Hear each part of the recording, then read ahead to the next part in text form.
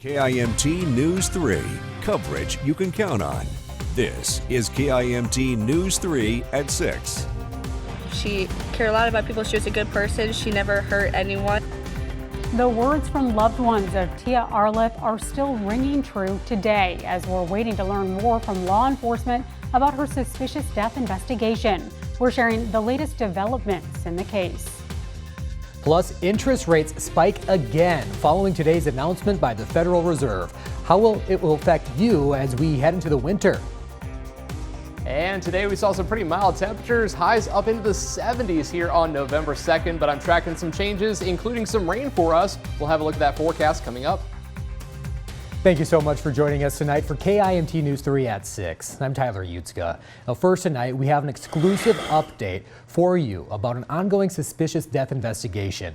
We're learning the Olmsted County Sheriff's Office is meeting with District Attorney Mark Ostrom about the case. And KIMT News 3's Jessica Bringy has been following this case since it broke in June of this year. So Jess, what is the latest on this investigation? Tyler, the Sheriff's Office tells me more information is expected to be released in the next 24 to 48 hours, which is the first time we're hearing of a development in the case. As a reminder, the body of 28-year-old Tia Arless was found on June 17th in rural Olmsted County.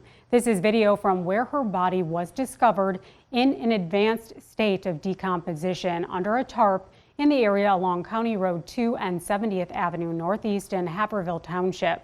Law enforcement say her death is suspicious, and we've been waiting for a toxicology report to provide more insight into how she died after an autopsy report couldn't determine her official cause of death. I was able to speak with Arless' niece and her niece's mother back in June of this year. What they both shared with me at that time still hits home months later. Tia would want her family to know what happened, and they would want them to stop stressing over it and just come to terms with it. But they can't do that until they know what happened. So she was special. She was. She was one of a kind. Arless was reported missing to the Rochester Police Department on June 12th by her mother, and she was last seen in Rochester on May 30th of this year. The Sheriff's Office did tell me a press conference is likely in the coming days, so stay with us on air and online for the latest updates in the case. Tyler?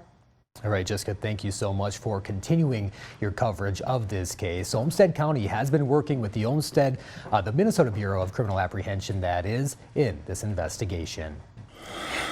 Switching gears now to the forecast with meteorologist Aaron White. Aaron, beautiful day, but that wind really packed a punch, didn't it? Yeah, just a bit. We had winds up to 30 miles per hour, some gusts up to 40, Tyler, earlier today, but it helped to bring in these nice temperatures up into the 70s. I mean, November 2nd, we had a high of 73 in Mason City, 71 in Rochester. Just a few degrees away from record highs. The record today was 75 in Mason City and 74 for Rochester. So not quite, but still, no one's complaining about these temperatures. But we are going to be saying goodbye to them as we go through the next few days. Still 60s to near 70 in Austin right now. We got 69 in Osage, 67 in Mason City.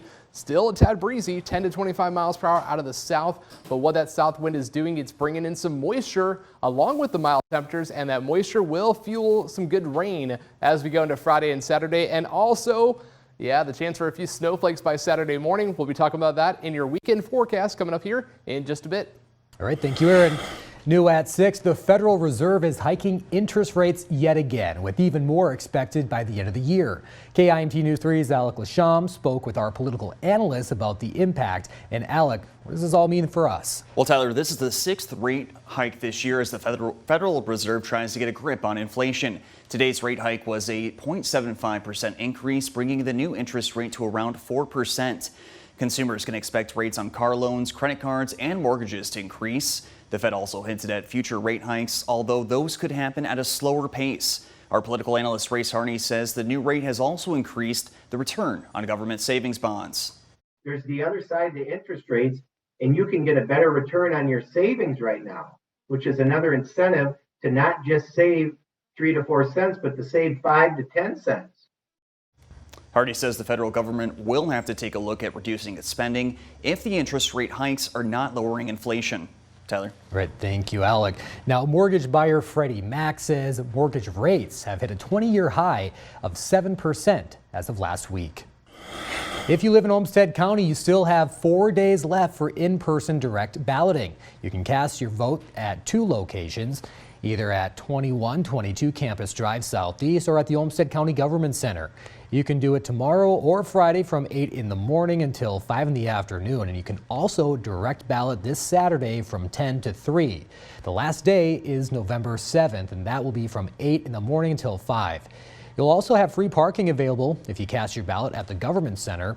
Rochester Public Transit says it will also be offering free rides for people to their polling locations on Election Day.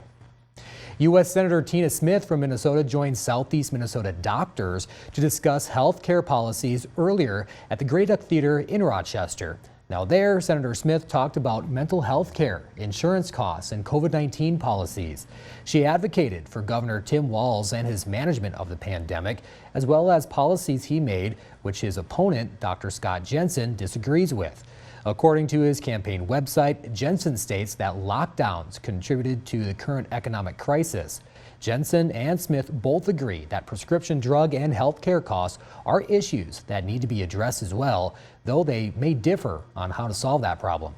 Governor Walz and Lieutenant Governor Flanagan led Minnesota through the most challenging public health crisis that we have experienced in any of our lifetimes. He followed the facts and the science, which saved lives and also has allowed Minnesota to recover more quickly. Governor Walz and Lieutenant Governor Flanagan have protected access to affordable health care in Minnesota for the farmers and small business owners and others who buy their health insurance on Minnesota Care.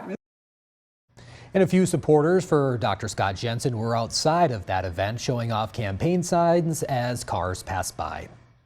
An indoor walking program is returning to the Mayo Clinic Health System in Mankato.